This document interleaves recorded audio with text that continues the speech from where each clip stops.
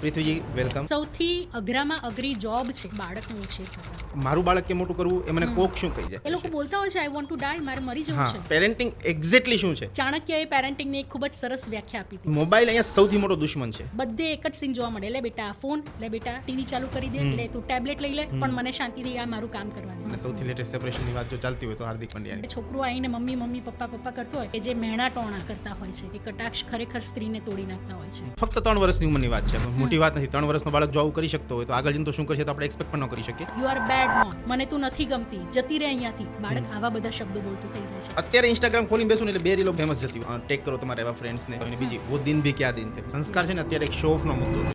ઘરે સાસુના કે મમ્મીના મોઢે આ વાત તો ચોક્કસથી સાંભળીએ છે. અમે તો ત્રણ જણા, અમે ત્રણ મોટા કર્યા, તમે એક પણ મોટો નથી કરી શકતા.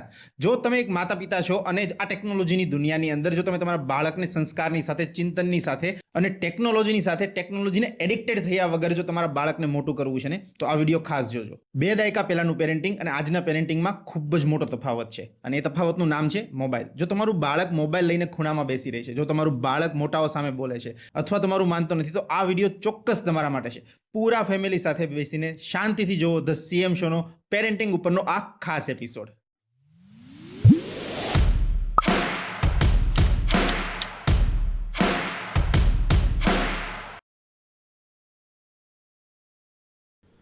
તમે એક એવી ફિલ્ડમાંથી છો કે કોઈ એમ કહે, હું કોઈકને સલાહ આપું કે તારા બાળકને આ રીતનું તું કર, આમ થઈ જશે તેમ થઈ જશે. કદાચ મારો ફ્રેન્ડ હોય ને તો હું કદાચ એકવાર એ વાત માની લઉં, પણ જ્યારે થર્ડ પર્સનની વાત માનવાની આવે, બરાબર છે, ત્યારે આ એક ઇગોઇસ્ટિક વાત થઈ જાય. ઇગોઇસ્ટિક એ રીતે કે મારા બાળકને કેમ મોટું કર્યું, મને કોક શું કહેશે, બરાબર છે. આજે આપણી સાથે સ્ટુડિયોમાં ઉપસ્થિત છે એવોર્ડ વિનિંગ પેરેન્ટિંગ કહી શકું ને, હું પેરેન્ટિંગ કોચ, પેરેન્ટિંગ કન્સલ્ટન્ટ કહી શકું. Prithvi ji welcome. Thank you so much. એકદમ ફાઇન, તમે કેમ છો? હું બહુ મજામાં છું. તમે સ્પેશિયલી અમદાવાદથી અમારા સ્ટુડિયોમાં આવ્યા બદલ thank you so much firstly. Secondly, અમે તમને જેમ વાત કરી કે ઇગોઇસ્ટિક વાત કહેવાય કે મારું બાળક કેમ મોટું કરવું એ મને કોક શું કહી જાય, બરાબર. હવે અહીંયા ફરક સમજવાનો એટલો છે કે આપણે જો વાત કરીએ કે તમે કદાચ 80sમાં જન્મ, હું કદાચ 90sમાં જન્મ હોય, 80s ને 90sમાં જન્મેલા બાળકો કે માતા પિતાઓ જે અત્યારે પોતે પેરેન્ટ્સ બનવાના છે એ વધુ રિલેટ કરી શકશે. એનું રીઝન છે કે મોસ્ટલી પોપ્યુલેશન આપણી ત્યારે ગામડાઓમાં રહેતી. મમ્મી પપ્પાઓ જ્યારે બેબી થઈ જતું અને મેક્સિમમ 5 કે 6 મહિનાની અંદર મમ્મી પપ્પાઓ પાછા વાડીએ ખેતરે કામ કરવા જતા રહે ફરીથી, બરાબર, અને બાળક તો પણ મોટું થતું. તો કોઈ એવો ક્વેશ્ચન કરે કે એ સમયમાં કોઈ પેરેન્ટિંગની જરૂર નહોતી, મારે આટલું ધ્યાન આપવાની જરૂર નથી, તો અત્યારે શા માટે જરૂર છે? એટલે મારે જો સમજવું હોય કે પેરેન્ટિંગ એક્ઝેક્ટલી શું છે તો શું છે પેરેન્ટિંગ. આ એક જે પોઈન્ટ છે ને એ મેજોરિટી લોકો વિચારતા હોય છે ને જેટલા પણ લોકો લેડીઝ મને પર્સનલમાં જ્યારે ઇન્સ્ટા પેજ ઉપર ચેટમાં પોતાની સિચ્યુએશન શેર કરતા હોય ને તો ઘણા કહેતા હોય છે કે અમારા સાસુ કહેતા હોય કે અમારા સસરા કહેતા હોય કે અમારા કોઈ પણ રિલેટિવ કહેતા હોય, અમે 4 3 બાળકો ઉછેર્યા, તમે 1-2માં થાકી જાઓ છો. આ ટોન્ટ બધે સાંભળતા જ બધા મોસ્ટલી સાંભળતા હોય છે. સમયને માન આપવું જોઈએ. ચાણક્યએ પેરેન્ટિંગની એક ખૂબ જ સરસ વ્યાખ્યા આપી હતી. 0 થી 3 વર્ષ સુધીનું, 5 વર્ષ સુધીનું બાળક હોય તો એને સંપૂર્ણ લાડ કરો. એનાથી 5 થી 10 એક વર્ષનું થાય ત્યાં સુધી એને થોડું ડિસિપ્લિનમાં લાવો અને થોડું ટીનેજ જેવું થાય એટલે એના મિત્ર બની જાઓ તમે. તો આ એક ટૂંકી વ્યાખ્યા જે મને સૌથી વધારે ગમતી હોય છે અને મેં જ્યારે આ વ્યાખ્યા વિશે એક વિડીયો બનાવ્યો ત્યારે લોકોને પણ ઘણી એ ગમી કે અરે વાહ, આ તમે ટૂંકમાં પણ એકદમ સરસ વાત કહી. આ વાત મેં નથી કીધી, ચાણક્યએ કીધી છે, એનો રેફરન્સ મેં આપ્યો. એમાં હું થોડું જો એક માતા તરીકે એડ કરવા માંગુ તો એમાં થોડો મૈત્રીનો ભાવ રાખો, થોડું બાળકની સાથે ધીરજ અને પ્રેમથી રાખો.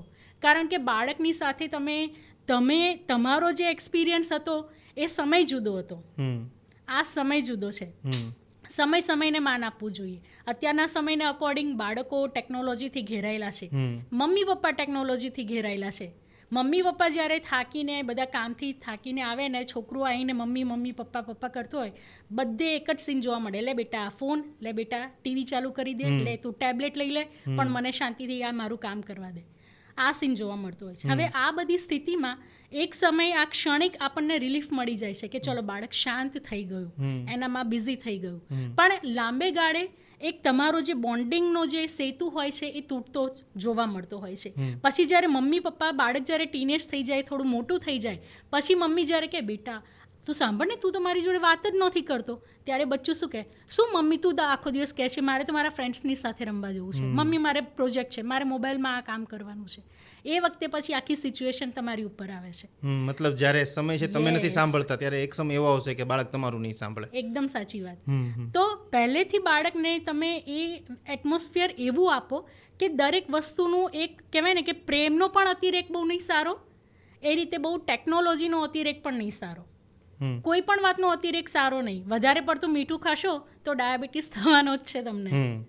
તો આ એક મારી વ્યાખ્યા એ છે કે બાળકને તમારે કોઈ પણ સારી ટેવ કે ઘરનું એટમોસ્ફિયર એ રીતનું રાખવું હોય ને તો જેટલું નાનું હોય ત્યારથી તમે જો કરશો ને એટલું વધારે સારું છે. પેરેન્ટિંગ ટફ છે, no doubt.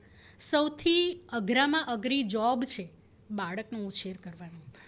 World's toughest job. Toughest job without any salary, without any leave, અને સાથે ઘર સંભાળવાનું છે, ઘરના લોકોને સંભાળવાના છે. તો વિચારો કે એ જે માણસ હશે, જે સ્ત્રી હશે, એ કેટલા સ્ટ્રેસમાં હશે. હવે આ સ્થિતિમાં આપણે જો થોડુંક સારી વાત એમને કંઈક કહેતા હોઈએ કે આપણું જ્ઞાન કે આપણે કંઈક વાંચેલું છે, કંઈક આપણા અનુભવ પરથી શીખવતી કંઈક સારી વાત કહેતા હોઈએ અને લોકોને જો એ ગમતી હોય કે એમને હેલ્પ થતી હોય તો એમાં શું ખોટું છે.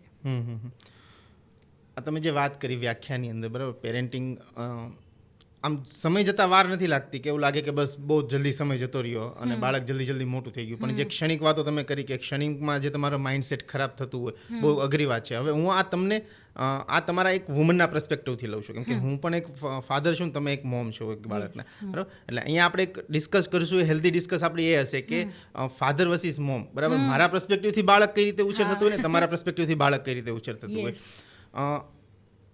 અત્યારે ઇન્સ્ટાગ્રામ ખોલીને બેસું ને એટલે 2 રીલો બહુ ફેમસ જતી હોય, બરાબર. એક રીલ એવી ફેમસ જતી હોય કે ટેગ કરો તમારા એવા ફ્રેન્ડ્સને કે બધા બહુ શેર કરતા હોય, ને બીજી વો દિન ભી ક્યાં દિન થે, બાળપણના દિવસો આપણે યાદ કરતા હોઈએ. પણ એ બાળપણના દિવસો, સ્કૂલના દિવસો આપણે એટલે યાદ કરીએ છીએ કે આપણે જે ધૂળમાં રમતા, એ જે આંબલી પર ચડતા, જે પીપળી પર ચડતા, જે ગરીબી હતી, ફાટલું પેન્ટ હતું, બરાબર. આ સમય એટલો મસ્ત હતો કેમ કે આ સમયની મજા એટલી હતી કે એક માનસિક શાંતિ હતી. આપણી પાસે મોબાઈલ નહોતા, બરાબર. હવે મોબાઈલ અહીંયા સૌથી મોટો દુશ્મન છે. જો એક બાળકના પર્સપેક્ટિવથી જોવા જઈએ તો મોબાઈલ બહુ મોટો દુશ્મન છે. અહીંયા તમે વાત કરી કે મોબાઈલથી તમને ક્ષણિક શાંતિ મળી જાય ખરી, બરાબર. પણ મોબાઈલ એક બાળકના સમય જતાં કઈ રીતે બાળકના માઇન્ડસેટને ખરાબ કરી શકે, એનાથી શું બીમારીઓ થઈ શકે, અને માતા અને પિતાના તમે કીધું સંબંધમાં કડવાશ લાવી શકે કે દૂર કરી શકે, કેટલીક કડવાશ લાવી શકે અને કેટલાક સંબંધો દૂર થઈ શકે. મોબાઈલ એવું છે કે એક રિસર્ચ વિશે મેં જાણ્યું હતું કે મોબાઈલમાંથી જે રેડિયેશન રિલીઝ થતા હોય છે, ઘણીવાર એવું કહેતા હોય કે આપણે સૂતા હોય ને તો ઓશિકાની બાજુમાં ફોન નહીં રાખવાનો, એનાથી તમને ક્યાંક ને ક્યાંક તમારી ઊંઘ ડિસ્ટર્બ થઈ જાય છે. એ થોડાક એના ગેરફાયદા તો છે જ. આંખોને નુકસાન થાય છે. અને પછી જ્યારે મોબાઈલ 2 કલાક તમે રાખીને જ્યારે મૂકીને સૂશો તો તમે શું તરત સૂઈ શકશો? નહીં, ડેફિનેટલી નહીં સૂઈ શકો. તમારા મનમાં એની એ રીલ, એના એ વિડીયો, એનું એ બધું ચાલ્યા કરશે. તો તમારા મગજને કેટલું ઇફેક્ટ કરે છે. બાળકનું મગજ આપણાથી નાનું હોય છે. એની જે સ્કલ છે, એની જે ખોપડી છે, એ આપણા કરતાં થોડી પતલી હોય છે. પણ મોબાઈલમાંથી જે રેડિયેશન આવે છે એનો પ્રહાર તો એટલો જ છે. તો એ વિચારો કે બાળકના એ મગજ ઉપર એ કેટલો જોરથી એ પ્રહાર આવતો હશે. અને બાળકને નથી ખબર એને કેવી રીતે ટેકલ કરવાનું. એ આદત કોણે પાડી? મોટા લોકોએ. તો મોટા લોકોએ જ આ આદત સુધારવી જોઈએ ને. હું મારા મેક્સિમમ વિડીયોમાં કહેતી હોઉં છું, કોઈ પણ બાળક માટે દરેક પેરેન્ટ્સે આખા દિવસમાં મેક્સિમમ 1 થી 1.5 કલાક જ ફોન આપો. ઘણા લોકો મને કહેતા હોય શું તમે કહો છો, મોબાઈલથી તો ઘણા એજ્યુકેશનલ વિડીયોઝ પણ હોય છે, સ્ટોરીઝ જોતું હોય છે. મેં પોતે સ્ટોરીઝના વિડીયોઝ કરેલા છે. પણ મારો એક જ પોઈન્ટ છે કે અતિરેક કોઈ પણ વાતનો નહીં સારો. બાળકને થોડીક વાર 15 મિનિટ તમે ફોન આપો, પછી સાથે એ પૂરું કરીને પછી એને બીજી કંઈક એક્ટિવિટીમાં ઇન્વોલ્વ કરી દો. પછી જ્યારે એને કંઈક બીજું કંઈ કામ હોય કે બીજી રીતે તો ફરી એકવાર 15-20 મિનિટ આપો. આ રીતે બાળકને કોઈ એટલું ખાસ વધારે પડતું નુકસાન નહીં થાય જે રીતનું થતું હોય નોર્મલી. અને બાળકને નુકસાન કેવા થતા હોય છે. સૌથી પહેલું કે બાળકનું ફોકસ નથી રહેતું. એની આંખો ત્રાંસી થઈ જતી હોય છે બાળકની. એવા ઘણા બધા આઈ સ્પેશિયલિસ્ટ પણ ન્યૂઝમાં પણ આપણે આર્ટિકલ્સ વાંચતા હોઈએ છીએ કે બાળકને આંખોને કેવું નુકસાન થતું હોય છે. જિદ્દી બની જતા હોય છે બાળકો. એનું ફોકસ નથી રહેતું. પોતાની વાત માનવા માટે એકદમ જીદ કરતા થઈ જાય છે અને કકડાટ કજિયો કરતા હોય છે. સામે બોલતા હોય છે, બીજાની લાગણી એ લોકોને ફીલ નથી થતી. મમ્મી શું કહે છે, પપ્પા શું કહે છે, મારા સારા માટે કહે છે, ખરાબ ના, you are a bad mom, મને તું નથી ગમતી, જતી રહે અહીંયાથી. બાળક આવા બધા શબ્દો બોલતું થઈ જાય છે. આ બધા ગેરફાયદા થાય છે. અને છેલ્લે ગિલ્ટ કોને ફીલ થાય? મમ્મીને, પપ્પાને, ઘરના સભ્યોને. અને સૌથી મોટું નુકસાન થાય બાળકના ઉછેરને. એટલે આ એક સૌથી મોટો પોઈન્ટ છે. પણ એને જો લિમિટેડ ઉપયોગ કરીશું તો આટલું બધું નુકસાન નહીં થાય. તમે આ વાત કરી કે બાળક જિદ્દી થઈ જાય, બરાબર. 3 વર્ષથી ઉપરનું બાળક મેં જોયું છે કે ફોન નો આપે ને એટલે ધમ પછાડા કરવા લાગે, રડવા લાગે, વસ્તુઓ ફેંકવા લાગે. તમે કીધું યુ આર બેડ મમ, યુ આર બેડ ફાધર, બરાબર. આવી જીદે જો બાળક ચડી જતું હોય, બરાબર, અને ફક્ત 3 વર્ષની ઉંમરની વાત છે, કોઈ મોટી વાત નથી. 3 વર્ષનો બાળક જો આવું કરી શકતો હોય તો આગળ જઈને તો શું કરશે તો આપણે એક્સપેક્ટ પણ ન કરી શકીએ, બરાબર. પણ જો 3 વર્ષનો બાળક જો આવી જીદે ચડી જતો હોય, બરાબર, તો આ જીદથી બચી કઈ રીતે શકાય? અને તમે કીધું કે ખાલી 15 મિનિટ, જો સમજો કે જો હું ફોન આપીશ, બરાબર છે, તો કદાચ બાળક મોજમાં રહેશે અને કદાચ 15 ની 50 મિનિટ પણ થઈ જશે. કદાચ હું ફોન નહીં આપું તો એ જીદે ચડી જશે, કદાચ ધમ પછાડા કરશે. એટલે આપણને અલ્ટિમેટલી દુઃખ તો આપણને જ પહોંચવાનું છે. એક જગ્યાએ દુઃખ પહોંચવાની જગ્યાએ પીડા પહોંચવાની છે, બરાબર. તો આ જીદથી બાળકને કઈ રીતે બચાવી શકાય? એના 2-3 પોઈન્ટ્સ હું તમને કહીશ જે સાયન્ટિફિકલી પ્રૂવ થયા છે. એક છે અફર્મેશનનો પોઈન્ટ. ઘણા બધા ડોક્ટર્સ આ સલાહ આપતા હોય છે કે જ્યારે બાળક સૂતું હોય ને, ખાલી મોબાઈલ નહીં, બાળકની કોઈ પણ ખરાબ બાબત હોય, કોઈ પણ ખરાબ આદત હોય, એને તમારે સુધારવી હોય, એને ઇમ્પ્રૂવ કરવી હોય, એનામાં સારા સંસ્કારનું સિંચન કરવું હોય, જ્યારે એ સૂતું હોય, એનું માઇન્ડ આલ્ફા લેવલમાં હોય, એનું સબકોન્શિયસ માઇન્ડ જાગૃત થતું હોય, તમે જે શબ્દો બોલશો એ ધીમે ધીમે ગ્રાસ્પ કરે છે. સમયાંતરે બાળક એ વસ્તુ એના બિહેવિયરમાં દેખાવા લાગે છે. આનો વિડીયો મેં બનાવ્યો તો ઇવન મેં મારું બાળક સૂતું હતું હાથમાં લઈને એ વિડીયો બનાવીને કેવી રીતે અફર્મેશન કરવું એ મેં કીધું હતું. કેવા વાક્યો તમે બોલો છો? બેટા, તું સરસ રીતે સૂઈ ગયું છે, તું એક હેલ્ધી બાળક છે, તું ખૂબ ડાયું બાળક છે, મમ્મી પપ્પા તને બહુ જ પ્રેમ કરે છે, તું સરસ રીતે ભણજે, મોબાઈલનો ઉપયોગ ધીમે ધીમે ઓછો કરજે, જ્યારે તું હોમવર્ક કરી લઉં ત્યારે થોડીક વાર ફોન જોજે અને પછી રમવા જતો રહેજે તારા ફ્રેન્ડની સાથે ગાર્ડનમાં તને બહુ મજા આવશે બેટા. આ રીતનું અફર્મેશન. આ એક એના સબકોન્શિયસમાં તમારા વાક્યો જશે અને ધીમે ધીમે તમે જોશો કે બાળકના બિહેવિયરમાં એ ચેન્જ આવી રહ્યો છે. આ એક છે ઉપાય. બીજો છે ઘરનું વાતાવરણ એવું રાખો કે મોબાઈલ એ બધું બહુ જોવા ના મળે. સૌથી મોટો માઇનસ પોઈન્ટ કે મમ્મી પપ્પા ઘરના મોટા લોકો પોતે જ ફોનમાં એટલા બિઝી રહેતા હોય છે, બાળક જે જોશે એ જ શીખવાનું છે. મમ્મી પપ્પા આખો દિવસ છાપું જ વાંચ કરશે, બુક વાંચશે, તો બાળક જોશે આ શું વાંચ કરે છે. હમણાં મેં રીડિંગનો એક વિડીયો જોયો તો એને રીડિંગમાં ઇન્ટરેસ્ટ જશે. What is this? આ શું છે મમ્મી? આ કઈ બુક છે? એમાં ચિત્રો છે, લાઈ મારે જોવું છે. મારો 2 વર્ષનું બાળક છે, મને પોતાને વાંચવાનો ખૂબ શોખ છે, મારી પાસે સારું એવું કલેક્શન્સ છે બુક્સનું. હું વાંચતી હોઉં બુક, મારો દીકરો આવીને બુક આમ લઈ લેશે, પોતાના હાથમાં લઈને પાના ફેરવશે, એનું પૂંઠું કલરફુલ હશે તો જોશે, પછી એને એની પોતાની બુક્સ બહુ જ ગમે. જ્યારે પોતે ઉઠે, હું ટચ વુડ, આ સાચી વાત કહું છું, માત્ર 2 વર્ષ પણ હજી પૂરા નથી થયા, આ મહિને એને 2 વર્ષ થશે, ઉઠીને એના કબાટમાં જશે, જે ખાનામાં એની નાની નાની બોર્ડ બુક્સ મેં રાખી છે એ લઈને બેસશે. હું રસોડામાં હોઈશ ને, મમ્મા તું કામ મૂક, મારો હાથ પકડીને ગેલેરીમાં બેસાડે, મારી જોડે બેસ, ચાલ આપણે ABCD જોઈએ, ચાલ આપણે એનિમલ્સની બુક વાંચીએ. તમે બાળકને કેવું એટમોસ્ફિયર આપો છો ને એ સૌથી વધારે ઇમ્પોર્ટન્ટ છે. તમે ઘરમાં કેવા શબ્દો બોલો છો, તમે હસબન્ડ વાઈફ એકબીજાની સાથે કેવી રીતના બિહેવ કરો છો, એ બધું જુએ છે. પપ્પા ઓફિસથી આવશે અને બેગ આમ ફેંકશે ને તો છોકરું પણ એ જ જોશે ને સ્કૂલેથી આવીને પોતે પણ બેગ આમ જ ફેંકશે. ખાલી મોબાઈલની વાત નથી, એના આખા ઓવરઓલ ઘડતરની વાત છે. બાળક જે જોતું હોય છે એ જ શીખતું હોય છે, નહીં કે તમે જે બોલો છો એ સાંભળશે. એટલે આ એક બહુ જ ઇમ્પોર્ટન્ટ પોઈન્ટ છે. તમે અફર્મેશનની વાત કરી, આપણે ઓફ ધ રેકોર્ડ જ્યારે વાત થતી ત્યારે તમે મને કીધું હતું કે તમારું જે બેબી હતું એ સમય પહેલાં પ્રીમેચ્યોર હતું, બરાબર, અને ડૉક્ટરે એમ કીધું હતું કે આને આવનારા સમયમાં બીમારીઓ આવશે, બરાબર. તમે જે અફર્મેશનની ટેકનિક કીધી, આ એનું જ રીઝન છે કે આટલું હેલ્ધી રીતે અત્યારે જીવી રહ્યું છે, કોઈ બીમારી નથી થઈ રહી, તમે જેમ રીતે તમે વાત કરી હતી? બની શકે, કેમ કે હેલ્થના ફિલ્ડમાં મારો પોતાનો પણ ઇન્ટરેસ્ટ છે. મીડિયામાં 17 વર્ષ મેં કામ કર્યું છે વિવિધ ન્યૂઝ ચેનલ્સમાં. એ દરમિયાન લાઈવ ન્યૂઝ એન્કરિંગની સાથે જેટલા પણ હેલ્થ શોઝ ડૉક્ટર્સની સાથે થતા એ હું પ્રોડ્યુસ કરતી હતી. એટલે ધીમે ધીમે મારું કામ જ એ રીતનું હતું કે મારો પર્સનલ ઇન્ટરેસ્ટ પણ એમાં એ રીતના ડેવલપ થવા લાગ્યો. ત્યાર પછી મેં સાથે સાથે નેચરોપેથીનો પણ મેં કોર્સ કર્યો વડોદરા ગોત્રી વિનોબા આશ્રમમાંથી. સાથે યોગ વોલેન્ટિયરની પણ ડિગ્રી મેળવી આયુષ મંત્રાલયની. એટલે મારો પર્સનલ ઇન્ટરેસ્ટ છે. અને કહેવાય ને કે મમ્મી પપ્પાનું જે પર્સનલ ઇન્ટરેસ્ટ હોય એની થોડી થોડી છાંટ બાળકમાં દેખાતી જ હોય છે. બરાબર ને? તો એ હેલ્થના ફિલ્ડમાં છે. ડૉક્ટર જે ગાઈડ કરતા હોય તો હું વધારે એને સારી રીતના સમજી શકતી હોઉં છું. અને હું નાનામાં નાના સવાલ પણ મારા બાળકના જે પીડિયાટ્રિશિયન છે એને હું હંમેશા પૂછતી હોઉં છું. એટલે કોઈ પણ કન્ફ્યુઝન હોય તમે ડૉક્ટરની સલાહ લો, કોઈ પણ જાતનું તમને મૂંઝવણ થતી હોય ડૉક્ટરનું માર્ગદર્શન તમે લો. એવું નહીં કે ચલો 5 મિનિટમાં એક સવાલ પૂછી લીધો પૂરું થઈ ગયું, પછી ઘરે જઈને આપણે કન્ફ્યુઝ થઈએ. ના, ડૉક્ટરની પૂરેપૂરી સલાહ લો. મારું બાળક પ્રીમેચ્યોર હતું, એનું વજન ઘણું ઓછું હતું.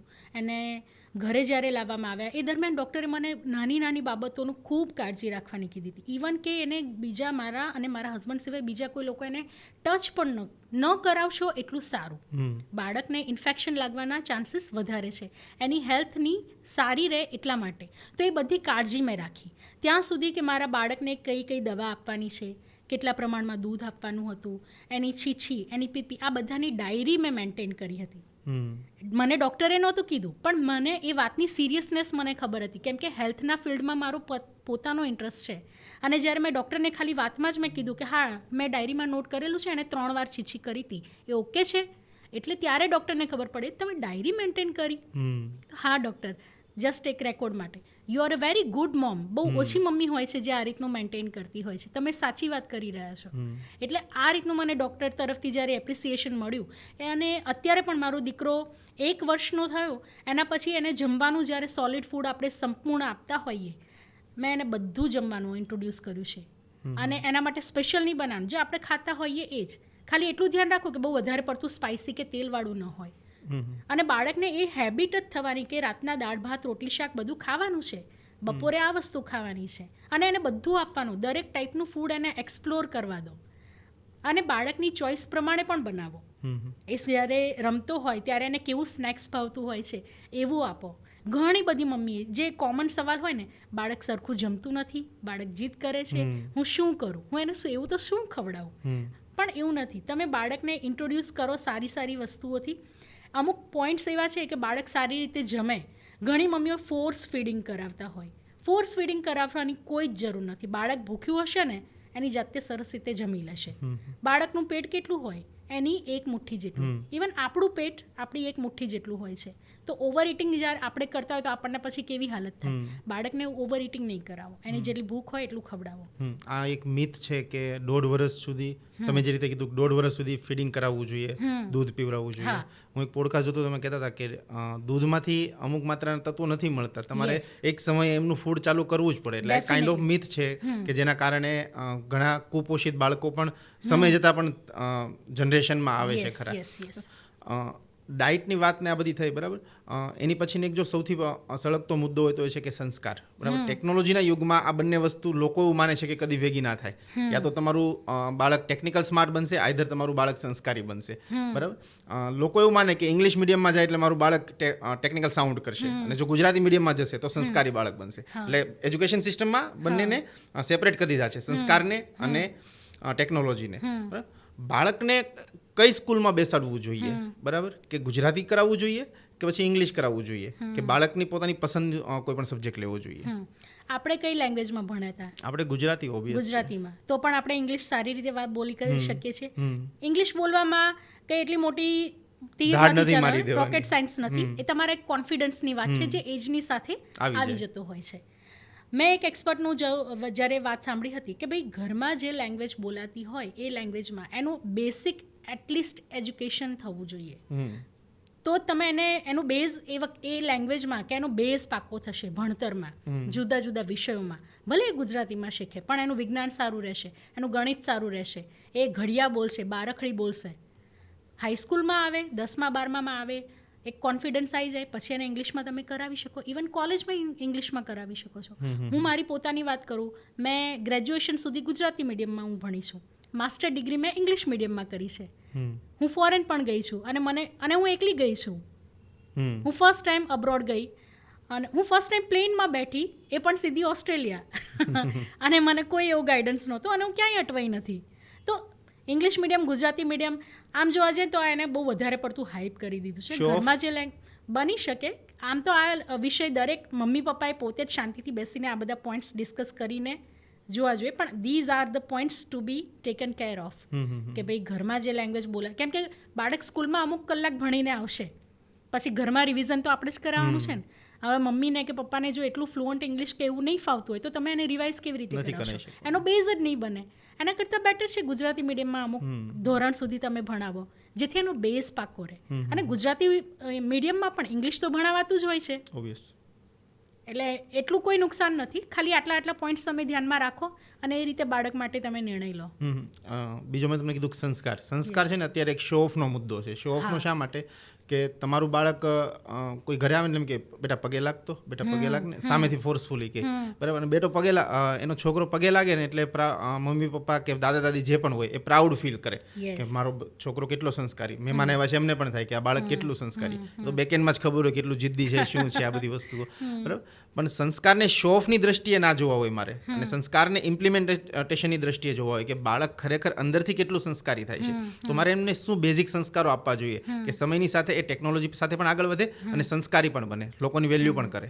યસ, એના માટે સૌથી ઇમ્પોર્ટન્ટ બેઝિક વસ્તુ કહું ને તો ઘરનું વાતાવરણ, ઘરના વડીલોનું વર્તન, વાણી, એ બધું કેવું છે, એમનું ડેલી રૂટીન કેવું છે. મેં જેમ કીધું કે આખો દિવસ મમ્મી પપ્પા જ ફોનમાં કે ટીવીમાં કે લેપટોપમાં બિઝી રહેશે, બાળકે જ શીખવાનું છે. પણ જો બાળક જોશે કે પપ્પા રોજ સાંજના કે એવી રીતે અમુક સમય બુક વાંચતા હોય છે કંઈક સરસ મજાની, તો આવીને બાળક જોશે પપ્પા આ કઈ બુક છે, પપ્પા કહેશે બેટા આ XYZ વ્યક્તિની બુક છે, અચ્છા એ કોણ હતા, એ રીતે ઇન્ટરેસ્ટ ડેવલપ થશે. સંસ્કારની વાત છે, ચાંદા મામા, સૂરજ મામા, બાળકને એવા કુદરતી તત્વો સાથે તમે ઇન્ટ્રોડ્યુસ કરાવો. એ બધી વસ્તુઓ છે જે બાળકને કહેવાય ને કે એક કનેક્શન એ બાળકને કરાવતું હોય છે. હું મારી વાત કરું ને, મને આજની તારીખે યાદ છે કે જ્યારે હું અને મારી નાની બેન, અમે બે એકદમ નાના પ્રાઇમરી સ્કૂલમાં કે પહેલા બીજા ધોરણમાં ભણતા, મને હજી યાદ છે કે મારા બા હતા એ મહાભારત, હનુમાનજી, કૃષ્ણ એ બધી વાર્તાઓ કહેતા. એ બધી વાર્તા અત્યારે પણ મને યાદ છે. મારા પપ્પા મને વાર્તા કહેતા, એમની સ્ટાઇલ કેવી હતી. મારા પપ્પા જ્યારે વાર્તા કહેતા મારી બેન કેવો રિસ્પોન્સ આપતી હતી, પપ્પા પછી શું થયું, પપ્પા પછી શું થયું. અને જ્યારે મારી બેન આજે એના દીકરાનો વિડીયો બતાવતી હોય છે, એ ઓસ્ટ્રેલિયામાં રહે છે, ઇંગ્લિશ મીડિયમમાં ભણે છે એનો દીકરો, બટ સ્ટીલ એનો દીકરો પણ ધેન વોટ, એ બાળક પણ એવું બોલે છે, સેમ ટુ સેમ. લેંગ્વેજનો આખો છે ડિફરન્સ, પણ એ બાળકમાં એ સંસ્કાર કે એ સ્ટાઇલ આવી ગઈ છે કે જે મમ્મી નાની હતી ત્યારે કરતી એ જ એનો દીકરો પણ એ જ રીતની વાત કરી રહ્યો છે. તો એ બધી વાત છે. બાળકને રોજ વાર્તા કહો, એની સાથે વાતો એવી કરો.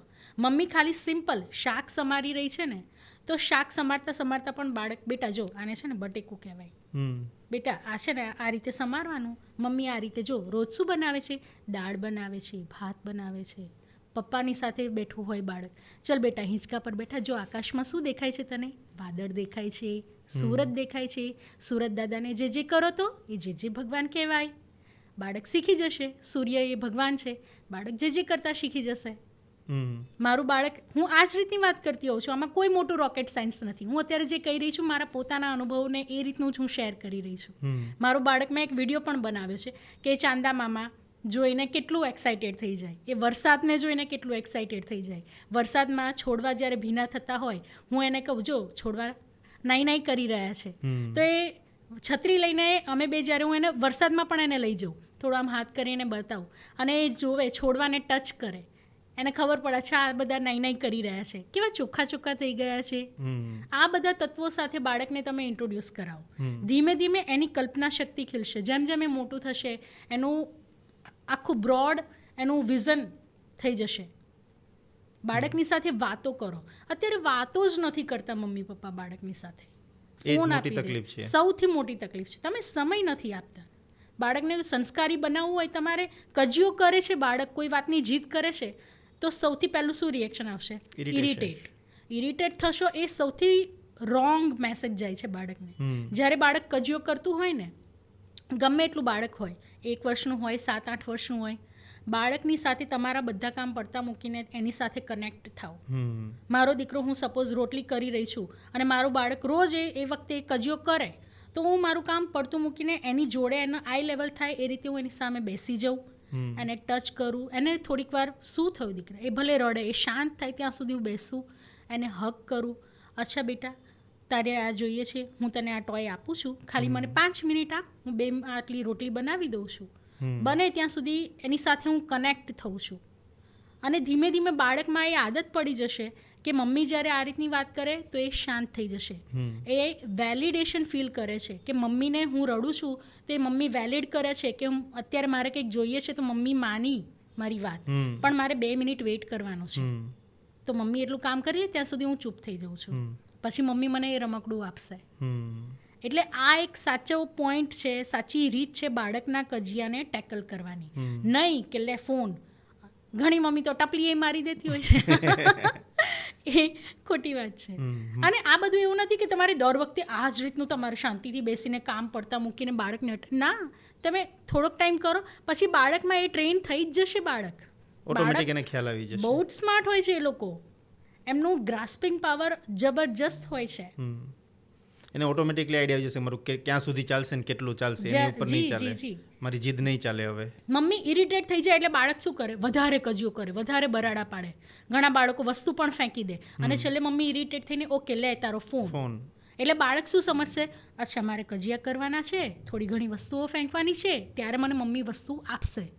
પણ આને આખું રિવર્સ કરીને તમે જુઓ ને કે મમ્મી એની સાથે બેઠી, પપ્પા એની સાથે બેઠા અને શાંતિથી સાંભળ્યું, એને સમજાયું, ધીમે ધીમે બાળક શાંત થયું અને એ વખતે તમે એને કમાન્ડ આપો કે બેટા વેઇટ ફોર 5 મિનિટ્સ, હું તને આપું છું વિડીયો, આપણે બે સાથે બેસીને વિડીયો જોઈએ છીએ અને પછી આપણે બે ગાર્ડનમાં રમવા જઈશું, કે પછી આપણે હોમવર્ક કરીશું, કે પછી આપણે બુક વાંચીશું.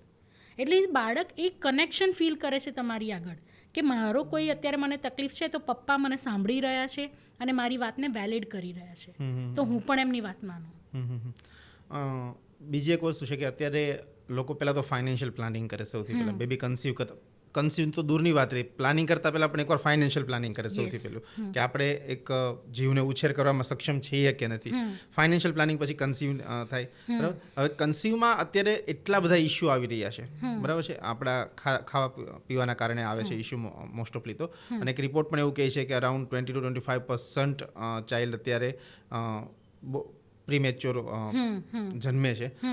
આની અંદર તમે એક બજેટ બનાવ્યું, બજેટ પછી કન્સીવ કર્યું, તમારું એક બાળક આવ્યું, બરાબર. બાળક આવ્યા પછી આટલી બધું પ્લાનિંગ તમે કર્યું છે, પણ જ્યારે બાળક આવે છે ને એ બાળક પછી તેમાં બધી જ વસ્તુ ભૂલી જાઓ છો અને સ્ટ્રેટ જતા રહ્યો છો તમારી એક્સપેક્ટેશન ઉપર. તમે એમ વિચારો છો કે બાળક એવું જ કરે કે જેવું હું ઈચ્છું, બરાબર. ગુજરાતીમાં તો કે હું ઈચ્છું તો જ ભણે, ગુજરાતીમાં ઇંગ્લિશમાં તો કે મારે બેસાડવું હોય તો જ બેસે, મારો છોકરો ક્રિકેટર બનશે કે આ બનશે કે તે બનશે, કોઈ પણ ફિલ્ડમાં હોય, મમ્મી પપ્પા એવું ઈચ્છે કે મારી એક્સપેક્ટેશન પ્રમાણેનું બાળક મોટું થવું જોઈએ અને મારી એક્સપેક્ટેશન પ્રમાણે બાળક પોતાનું કરિયર ચૂઝ કરવું જોઈએ, બરાબર. આ એક્સપેક્ટેશનમાં બહુ બધી લાઈફો ખરાબ થઈ ગઈ. મેં તમારી સામે દાખલાઓ જોયા છે. અત્યારે 25 વર્ષના છોકરાઓ રિગ્રેટ કરે કે યાર મારા મમ્મી પપ્પાના કારણે કે સમાજના કારણે મેં આ વસ્તુઓ કરી નાખી. બાળકને ક્યારથી આ વસ્તુની આઈડિયા આવવા માંડે કે મારું કરિયર શું હોઈ શકે અને મારે મારા કરિયરને કઈ રીતે ડેવલપ કરવું જોઈએ અને મમ્મી પપ્પાનો આમાં શું સહયોગ હોઈ શકે, શું સપોર્ટ હોઈ શકે કે નહીં બેટા તારે કરવું છે ને એ કર, તું મારી એક્સપેક્ટેશન પ્રમાણે કરમાં, તું ને હું અલગ છીએ. સાચી વાત છે. આમાં એક જ પોઈન્ટ છે, એક બહુ સારા એક્સપર્ટ વ્યક્તિ જે ખૂબ જ મોટિવેશનલ સ્પીકર તરીકે જાણીતા અને પોપ્યુલર છે, એમણે કીધું કે એક વાત હંમેશા યાદ રાખો કે તમારા બાળકની એક જ વસ્તુ હોવી જોઈએ તમારા મનમાં કે કંઈ પણ થાય મારું બાળક ખુશ રહેવું જોઈએ. એ કંઈ પણ કરે. મારી ઈચ્છા છે કે મારું બાળક સ્પોર્ટ્સમાં જાય પણ એને બીજો કોઈ ફિલ્ડમાં ઇન્ટરેસ્ટ છે તો એને એ કરવા દો. સ્પોર્ટ્સ માટે તમે ટ્રાય કરો, તમે જુઓ કે ભાઈ he is not interested, she is not interested, તો પછી તમે ફોર્સ નહીં કરો. બાળક પ્રત્યે જેટલો મૈત્રીનો ભાવ હશે ને એટલું મમ્મી પપ્પા વધારે એ વસ્તુને એક્સેપ્ટ કરી દેશે, એટલે ફોર્સ નહીં કરે. અને બીજી એક વસ્તુ એ પણ છે કે બાળકને તમે દરેક વસ્તુ ઇન્ટ્રોડ્યુસ કરાવો, એમાંથી બાળકને સિલેક્ટ કરવા દો. કોઈ ઘણા બાળકને કોઈ બીજું વસ્તુ એને ગમતી હોય, એની ટેલેન્ટ કંઈક બીજા ફિલ્ડની છે તો એમાં એને પછી નર્ચર કરો, એમાં એને ગ્રો થવામાં મદદ કરો.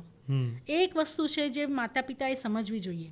હું ઘણીવાર કહેતી હોઉં, મારા હસબન્ડ સાથે વાત કરતી હોઉં, આને છે ને હું આ ફિલ્ડમાં મોકલીશ, એ આટલા વર્ષો થાય ને તો હું એને આ એક્ટિવિટી તો હું ડેફિનેટલી કરાવવાની છું, કેમ કે હું પણ એક સામાન્ય મમ્મી જ છું.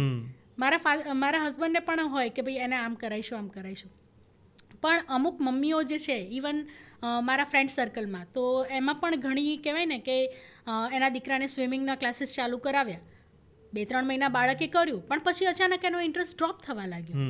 એનો બાળકનો ઇન્ટરેસ્ટ ડ્રોઈંગમાં, એ બધામાં જવા લાગ્યો, રેસિંગ કારમાં એ બધામાં ઇન્ટરેસ્ટ થવા લાગ્યો. હવે સ્વિમિંગમાં નથી જતો, તો એની મમ્મી કંઈ એને ફોર્સ નથી કરતી કે ચાલ આજે ગુરુવાર છે આપણે ક્લાસમાં જવાનું છે, એને નથી ગમતું, ઇટ્સ ઓકે. તો એ બાળકને એ તમારામાં એ સ્વીકાર ભાવ હોવો જોઈએ કે એ પણ એક મનુષ્ય થઈ રહ્યો છે.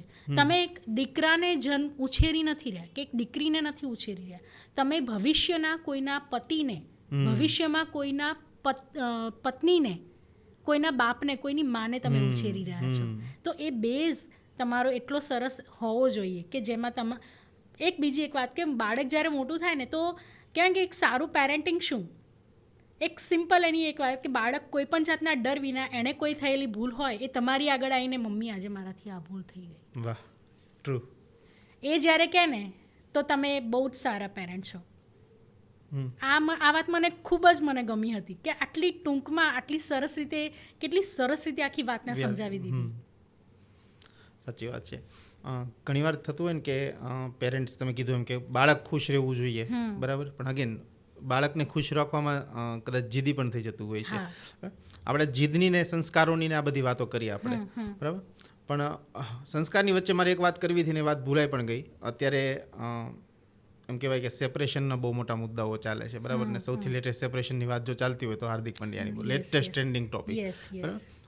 સેપરેટ થવું એ કોઈ ગુનો નથી ફાવતું એકબીજા સાથે, તો માણસો સેપરેટ થતા હોય છે, દેટ્સ ટોટલી ઓકે. પહેલાના જમાનામાં નહોતું થતું, અત્યારે થાય છે, બટ સ્ટીલ જ્યારે એક બાળક તમારી પાસે હોય, તમારા બંનેથી થયેલું એક બાળક હોય, બરાબર, અને જ્યારે તમે સેપરેટ થાવ છો ત્યારે બાળકને માનસિક રીતે બહુ જ તકલીફો પડતી હોય છે. અત્યારે તો હું જોતી 25% જનતા એવી હશે કદાચ કે જે લોકો સેપરેટ થઈ ચૂક્યા હશે ઓલરેડી. કોઈ ગિલ્ટની વાત નથી સેપરેશન, પણ જ્યારે એક બાળક તમારી પાસે હોય ને સેપરેટ જ્યારે તમે થતા હોવ છો, બરાબર છે, ત્યારે આ સેપરેશનવાળા બાળકને કઈ રીતે માનસિક ટોર્ચર આ બધી વસ્તુઓથી મળતું હોય છે, અને બાળકને કોની પાસે જવું જોઈએ, મમ્મી પાસે જવું જોઈએ, પપ્પા પાસે જવું જોઈએ, અને આ મુદ્દાને કઈ રીતે આપણે માઇન્ડસેટની રીતે લેવો જોઈએ. આમાં એવું છે કે ઘરમાં જ્યારે પણ મમ્મી પપ્પા, આપણી પોતાની જો વાત કરીએ ને તો ક્યારેક આપણે શાંતિથી બેસીને જોઈએ કે આપણી બેડ મેમરી કઈ છે. આપણને એક વસ્તુ એ હંમેશા કે મમ્મી પપ્પા વચ્ચે ઝઘડો થતો હતો ને, મને નહોતું ગમતું, કેમ કે એ વખતે આપણે પોતે ગભરાઈ જતા, ખૂણામાં જઈને બેસી જતા કે રડતા, વોટેવર.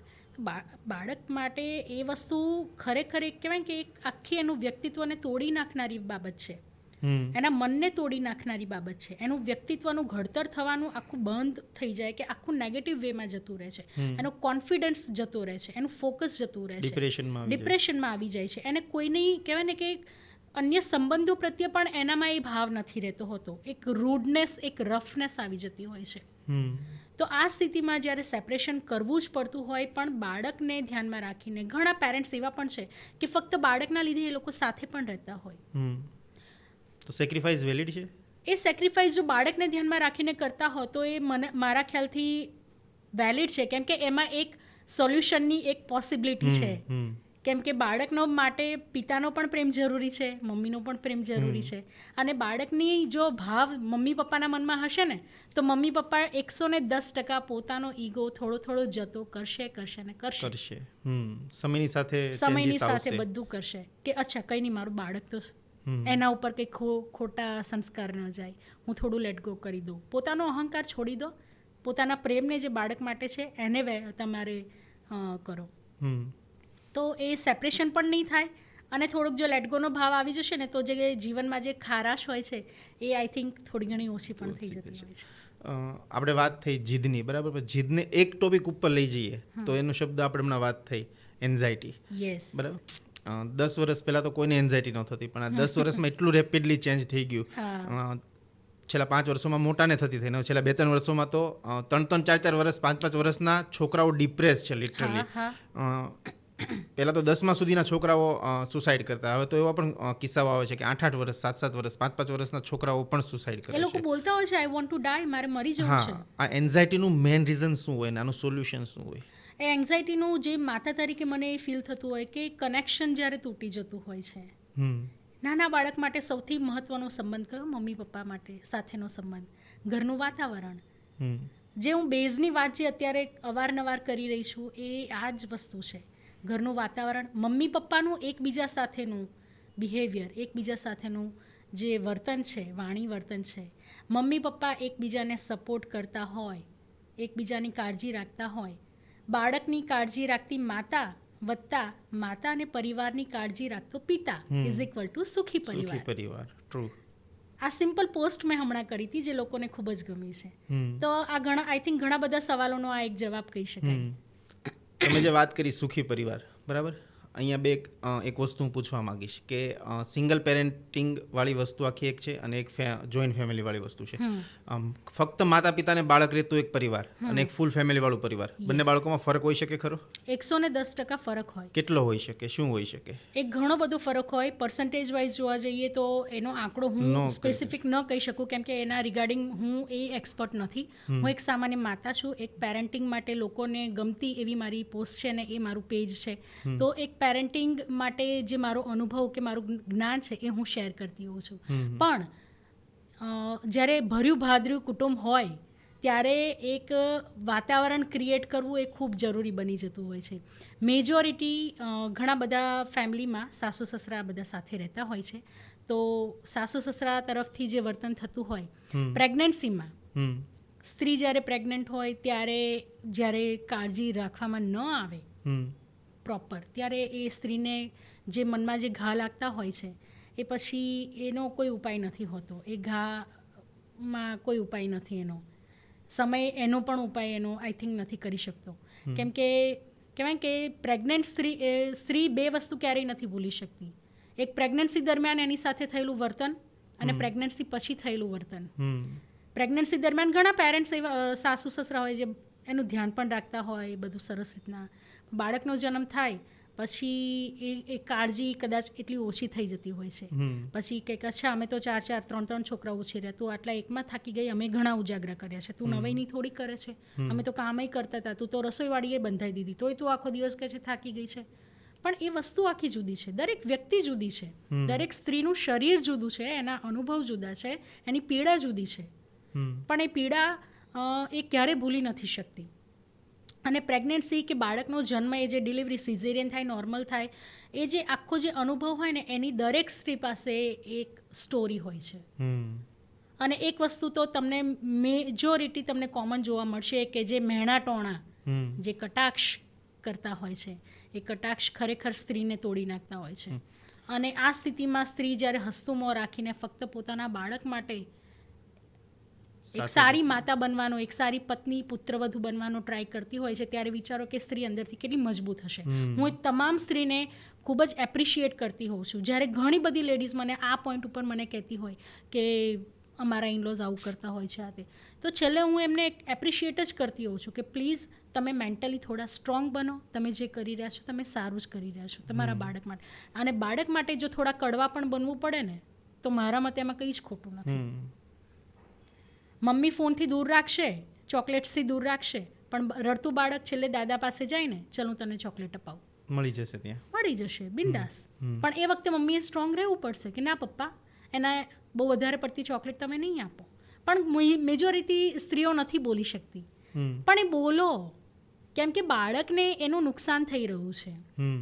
ચિપ્સનું એક પેકેટ બાળક ખાશે એમાં કેટલું સોલ્ટ હોય છે, સાયન્ટિફિકલી પ્રૂવ થયું છે. આપણા આખા દિવસમાં જેટલું સોલ્ટ ઇન્ટેક્ટ આપણા બોડીને જોઈએ ને એટલું એક ચિપ્સના પેકેટમાંથી મળી જતું હોય છે આપણને મોટાઓને. તો બાળકને તો શું થતું હશે.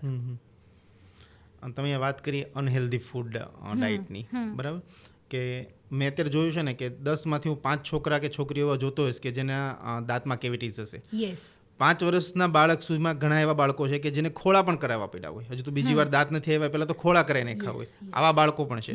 તો બાળકની ડાયટ બહુ મહત્વ ધરાવે છે જ્યારે તમે બાળકનો ઉછેર કરતા હો છો ત્યારે. તમે કીધું કે ચિપ્સ ના ખવડાવવી જોઈએ, તમે કીધું કે ચોકલેટ્સના અમુક માત્રામાં ઠીક છે, ચાલો કોઈ અતિરેક નહીં કરવો જોઈએ. હું તમને એક જ લીટીમાં કહું તો ભાવતી હોય, બધાને ભાવતી હોય, ખાવાનું મન પણ થાય, આપો.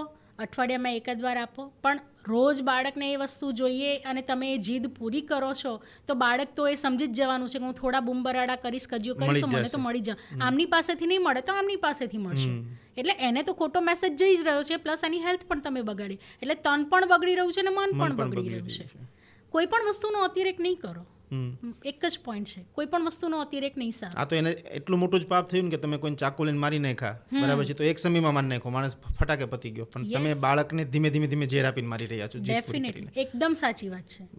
બીજું તમે કીધું કટાક્ષની વાત છે, બરાબર, પણ કટાક્ષની વાતમાં સૌથી મોટો કટાક્ષ જો કોઈ હોય ને તો અગેન જો કોઈ પહેલી છોકરી આવી ગઈ, બરાબર, અને પછીની જે સિચ્યુએશન ક્રિએટ થાય છે, બહુ જ ડિફિકલ્ટ સિચ્યુએશન, બહુ બધા દાખલાઓ આસપાસમાં જોવા મળે કે છોકરો જોઈએ છે, તાંત્રિક પાસે જાઓ, આ કરો, તે કરો, પેલું કરો, 100 વસ્તુઓ કરાવે. પણ જ્યાં જર્નીની તમે કટાક્ષની વાત કરી, બરાબર, અગેન હજુ આપણી સોસાયટીમાં જેન્ડર ઇનઇક્વાલિટી ચાલે છે, બરાબર, છોકરા અને છોકરીને એક જેવા સમજવામાં નથી આવતા, નવા બોર્ન થતા પણ બાળકને કે આપણે વંશવેલો કોણ આગળ વધારશે, બરાબર, આપણું લોહી જોવું જોઈએ, બરાબર.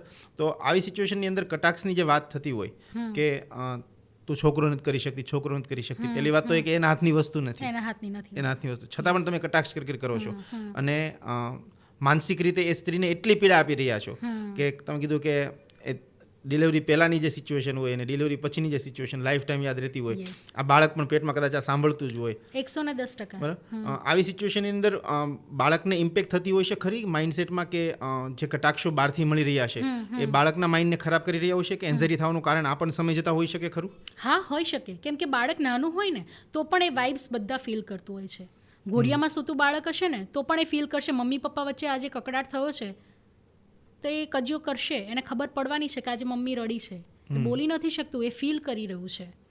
અને બાળકમાં દીકરો હોય દીકરી હોય, સાયન્ટિફિકલી પ્રૂવ થયું છે કે પુરુષના XX ક્રોમોઝોન, Y ક્રોમોઝોન, એ જે ટેકનિકલ રીઝન, એ બાળકમાં સંતાન માટે દીકરો કે દીકરી એ ડિસાઇડ કરતું હોય છે. સ્ત્રીમાં એ નથી, એ પુરુષના જે શુક્રાણુ હોય એમાં એ સાબિત કે એ કેપેસિટી હોય છે. અને આ વાત આખી સાયન્ટિફિકલી પ્રૂવ થઈ છે, પણ અનફોર્ચ્યુનેટલી લોકોમાં એ નોલેજ નથી હોતું. અને અહીંયા બીજી પણ એક વસ્તુ થતી હોય છે કે જો બાળક નથી થતું તો પણ ખોટ હંમેશા સ્ત્રીમાં જ હોય. હા, ચેક નથી કરાવતા, સીધું ખોટ તારામાં જ ખોટ છે, એમ મેણા તો આ જ લાગતા હોય છે. આમાં હું એક જ વસ્તુ કહીશ કે સમયને માન. અત્યારે જો મેડિકલ સાયન્સ એટલું આગળ વધ્યું છે તો એ મેડિકલ સાયન્સનો તમારે ફાયદો ઉઠાવવામાં તમને નાનમ કેમ લાગે છે? મેલ ઈગો હર્ટ થાય છે. મેલ ઈગો હર્ટ. હવે આનો ઉપાય શું કહે તો તમારે તમારો પરિવાર આગળ વધારવો હોય, તમારે એક સંતાનનું સુખ મેળવવું હોય તો પછી એમાં ઈગો ક્યાંથી આવે? જે સંબંધમાં તમારે પ્રેમ આપવાનો છે તો એમાં અહંકાર ન હોવો જોઈએ. તમારે એક જો છોડ વાવવો છે તો તમારે એ પોષણ આપવા માટે તમારે એ તૈયારી તો રાખવી જોઈશે ને. મેડિકલ સાયન્સ આટલું આગળ વધ્યું છે તો એનો ફાયદો આગળ લેવો જોઈએ. IVF, IUI, એ બધી વસ્તુઓનું નોલેજ હોવું જ જોઈએ. હું જ્યારે સંદેશ ન્યૂઝ ચેનલમાં TV9માં જ્યારે હાલ શોઝ કરતી, સૌથી વધારે ઇનફર્ટિલિટીઝ માટેના જે ડૉક્ટર્સ હોય એમની સાથે મેં આ બધું કરેલું છે શોઝ. અને એનાથી મારું પોતાનું પર્સનલ નોલેજ પણ સારું એવું વધી ગયું કે આમાં કંઈ ખોટી વાત નથી, કેમ કે આ બધું મેડિકલ સાયન્સ છે. અને જે વસ્તુ આપણા શારીરિક રીતે જો એમાં જે કોઈ ખોટ કે ખામી રહી જતી હોય છે એની પાછળ ઘણા બધા કારણ હોય છે, બરાબર. વારસાગત કોઈ કારણ હોય એ આખી અલગ વસ્તુ છે, એનો પણ કદાચ મેડિકલ સાયન્સમાં થોડી લાંબી ટ્રીટમેન્ટમાં ઉપાય હોઈ શકે એક્સપર્ટ ડૉક્ટર્સ પાસે. પણ સાથે આજની લાઈફસ્ટાઈલ, લોકોનો સ્ટ્રેસ લેવલ, મોડી ઉંમરમાં લગ્ન કરવા, હોર્મોનલ ઇમ્બેલેન્સ, આ બધી વસ્તુઓ હોય છે. અને આ બધી વસ્તુઓ જ્યારે ઇમ્બેલેન્સ થઈ જતી હોય ને ત્યારે પછી કન્સીવ કરવામાં તકલીફ થતી હોય છે. અને એમાં પછી સ્ત્રીનો વાંક કે પુરુષનો વાંક કાઢો તો પછી કોંગ્રેચ્યુલેશન્સ, તમે હજી પણ 15મી સદીમાં જીવી રહ્યા છો.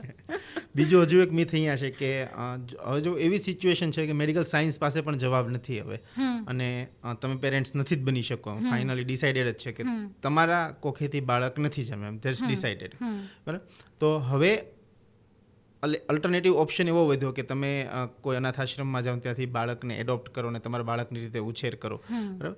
પણ ત્યાંથી પણ એક તકલીફ આવે, એક લોહીવાળી તકલીફ આવે, બરાબર. ને બીજું એવું આવે કે સંસ્કારો લોહીમાં જ હોય, એટલે જે બાળકને આપણે લાવશું એ બાળક કદાચ આપણા ફેમિલીમાં એડજસ્ટ નહીં કરી શકે, આપણી જેવું વર્તન નહીં કરી શકે, આપણી જેવું જીવન નહીં જીવી શકે.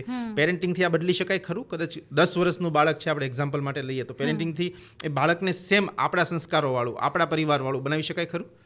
કૃષ્ણનો જન્મ દેવકીની કુખે થયો, એનો ઉછેર જશોદા મૈયાએ કર્યો, એને કહેવાય છે જશોદાનંદન. દેવકીનંદન પણ કહેવાય છે, પણ આપણે મેજોરિટી કૃષ્ણ એટલે નંદ અને યશોદાનો દીકરો. એમણે જે સંસ્કાર આપ્યા એ વધારે એમના મનમાં થયા. તો આઈ થિંક બાળ ઉછેરમાં એ વસ્તુ આવી જ જતી હોય છે.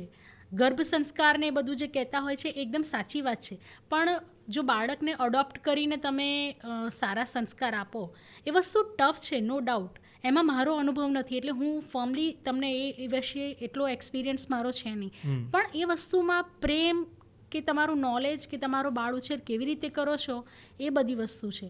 અને આજે નેગેટિવ ટોન્ટિંગ જે થતું હોય છે એ આઈ થિંક ફેમિલીમાં કે સરાઉન્ડિંગમાં થતું હોય છે, પણ પેરેન્ટ્સ જો પોતે ફર્મ હોય, આજના સમય પ્રમાણે એટલા નોલેજેબલ હોય, તો આઈ થિંક કંઈક સારો રસ્તો કે સારી દિશા એમાં મળી જ જતી હોય છે. હું એમ કહેવા માંગીશ. લાસ્ટ મારે તમને એક છેલ્લો સવાલ પૂછવો છે, અને એ સવાલ એ છે કે તમે જ્યારે કન્સલ્ટિંગનો બિઝનેસ પણ સારો, કે તમે બિઝનેસ તો નથી કરતા પણ કન્સલ્ટિંગ એક સારા બિઝનેસમાં આવે ખરું, પણ જ્યારે તમે કન્સલ્ટિંગ કરતા હો, બરાબર છે, ત્યારે એક સર્ટન જવાબદારી હોય છે તમારી, બરાબર. હું કોઈકને બિઝનેસમાં કંઈક સલાહ આપીશ અને એનો બિઝનેસ રેપિડલી ગ્રો થશે તો શાયદ મને વાહવાહી મળશે, અને જો ડાઉન જશે તો કદાચ મને 2 ગાળો પણ મળશે. પણ તમે જે સલાહ આપી રહ્યા છો એ સલાહ તો કદાચ એના આખા પરિવારને ઉજાગર કરશે કે નહીં કરે, બરાબર. તો ઇન્ફ્લુએન્સર તરીકેની કોઈ જવાબદારીઓ, તમારો રોલ કોઈ હોતો હોય છે ખરો? શું જવાબદારી? ડેફિનેટલી, કેમ નહીં. કોઈ પણ વાતમાં તમે જ્યારે જાહેરમાં તમે કોઈ વાત કહેતા હો જે લોકોના જીવનને જ્યારે આટલી ઇફેક્ટ કરતી હોય, એમના પરિવારને, કેમ કે એ પેજ, મારું જે પેજ છે ખાલી બાળ ઉછેરનું નથી, એમાં હું સેલ્ફ કેરની પણ વાત કરતી હોઉં છું. તો એ જે વાત કરતી હોઉં તો એમાં મારું હું એમ જ આકાશમાંથી તોડેલા વિષય ઉપર કે એવી રીતે જ કોઈ સારી એવી વાત નહીં કરી શકું, કેમ કે મને પણ ખબર છે કે બાળક જ્યારે રડતું હોય, ઉજાગરા કરવા પડતા હોય, ઘરનું કામ બાકી હોય તો આપણે કેટલા ઇરિટેટ થઈ જતા હોય છે. એ વસ્તુ હું ફીલ કરું છું. ઘરમાં ટકટક થઈ હોય અને આપણો મૂડ નથી તો પણ બાળકને આજે આપણે સંભાળવાનું છે કે ઘરનું કામ કે વોટ એવર, ઘરે મહેમાન આવવાના છે, તો એ જવાબદારી રહે છે અને એ વસ્તુ તમને ઘડે છે, એ તમને એક અનુભવ આપે છે, ને અનુભવ સૌથી મોટો શિક્ષક છે, સૌથી શ્રેષ્ઠ શિક્ષક છે. અને એક માતા તરીકે જ્યારે એક વાત કરતા હોય ને, ત્યારે માતા દરેક બાળક માટે એક ભાવ, મારું બાળક હોય પણ હું તમને તમારા સંતાન માટે કંઈક વાત કહીશ તો એના માટે પણ એક સારી ભાવના મનમાં રાખીને જ હું વાત કરતી હોઉં છું. અને હા, જે વાતમાં મારું નોલેજ નથી એ હું સંપૂર્ણપણે સ્વીકારી પણ લઉં છું કે મને કોઈની પાસેથી કંઈક સારું સમજવા કે શીખવા મળ્યું તો એ હું મારામાં પણ અપનાવતી હોઉં છું. એટલે છેલ્લે તો એક માતા જ માતાની સામે બીજી માતાઓની સાથે હું વાત કરતી હોઉં છું, અને એમાં મારો જે થોડું ઘણું કરિયર કે મારું જે નોલેજ કે જે ક્વોલિફિકેશન્સ છે એનો હું થોડો ઘણો લાભ લેતી હોઉં છું. અમારે તમને મેં કીધું છેલ્લો સવાલ મેં તમને પૂછ્યું, પણ અમારે છેલ્લે એક વાત ડિસ્કસ કરવી છે લાસ્ટમાં, કે હું કશે જોબ કરવા માટે જઈશ એટલે મારા સર્ટિફિકેટ્સ જોશે, મારા કેટલા પર્સન્ટેજ છે, મારો એક્સપિરિયન્સ શું છે, બહુ બધી વસ્તુઓ માગશે, હું સેલેરી માટે લાયક છું કે નહીં. આટલી નાની વસ્તુ માટે જો તમારી પાસે સર્ટિફિકેટ્સ, એક ડિગ્રી હોવી જરૂરી છે, બરાબર, તો લાગતું નથી કે સમય જતાં એવું આવશે ખરું કે ગવર્મેન્ટ ઇન્ટરફેર કરશે કે તમે મા બાપ બનવા માટે કેપેબલ છો કે નહીં? અને આ કરવું બહુ હાસ્યનો મુદ્દો છે પણ બહુ સિરિયસ વાત છે. એનું રીઝન છે કે તમે બાળક તો પેદા કરી નાખ્યું પણ પછી એનો ઉછેર નથી કરી શકતા, તો એક જાતનું પાપ જ થયું ને. તો મને તો એવું પણ લાગે છે કે આવનારા સમયમાં એવું પણ થશે કે સરકાર કદાચ એવું કહેશે કે ભાઈ તમારે બાળક ઉછેર કરવું છે, પહેલાં સાબિત કરો કે તમે એક સારા માતા પિતા છો, અને આ કદાચ એનરોલ કરવું પણ જોઈએ મારા ખ્યાલથી, જેનાથી એક બાળકની જિંદગી ખરાબ ના થાય. આમાં કહેવાય કે બાળકનો જન્મ થાય ને એટલે એક માતાનો પણ જન્મ થાય છે, એક પિતાનો પણ જન્મ થાય. તો જેમ બાળક ઘૂંટણિયા ભરતું હોય એમ મમ્મી પણ ઘૂંટણિયા જ ભરી રહી છે, પપ્પા પણ ભરી રહ્યા છે. થોડું બાળકને સ્ટ્રગલ થાય છે, પત્ની બનેલી માતાને પણ થાય, પિતા બનેલા હસબન્ડને પણ થાય. ધીમે ધીમે બધા શીખતા હોય છે, પણ એક આપણો આસ્પેક્ટ પોઝિટિવ રાખવો, એકબીજાને સપોર્ટ આપવો, એકબીજાની સ્થિતિ સમજવી. ઓફિસમાં તમે એસીમાં બેસીને કામ કરો એ વાત તમે, અને થાકી જાઓ, નો ડાઉટ, ડેફિનેટલી સ્ટ્રેસવાળું કામ છે. ઘરે આવો, ટ્રાફિક આટલો કરીને તમે ઘરે આવો, થાકેલા હો, સીધી વાત છે કે તમે ઇરિટેટ થઈ જાઓ, પણ સામે બાળકને સાચવતી, ઘર સાચવતી, ઇક્વલી સ્ટ્રેસ્ડ હોય. પણ એ વખતે પછી થોડુંક લેટ ગો કરીને કે અચ્છા ચાલ આજે રવિવાર છે, તું બેસ, હું આજે તાર માટે ચા બનાવી દઉં, એટલું એક કહેશો ને તો એનો આખો અઠવાડિયાનો થાક મટી જશે. અને હસબન્ડ થાકીને આવે, ઘણી લેડી પણ હોય છે, લો હવે સાચવો આને, હું તો થાકી, હું તો કંટાળી આનાથી. એવું નહીં કહો, શાંતિથી પ્રેમથી બેસવા દો, ફ્રેશ થવા દો, પ્રેમથી પાણીનો ગ્લાસ આપો, તો એમનું પણ સ્ટ્રેસ થોડું ઘણું ઓછું થઈ જશે. કેમ કે પરિવારનો એક પોઝિટિવ આસ્પેક્ટ હોવો ખૂબ જ જરૂરી છે. આજે આપણે પેરેન્ટિંગ ઉપર બહુ બધી વાતો કરી. Thank you so much coming on the CM show. Thank you very much. Thank you.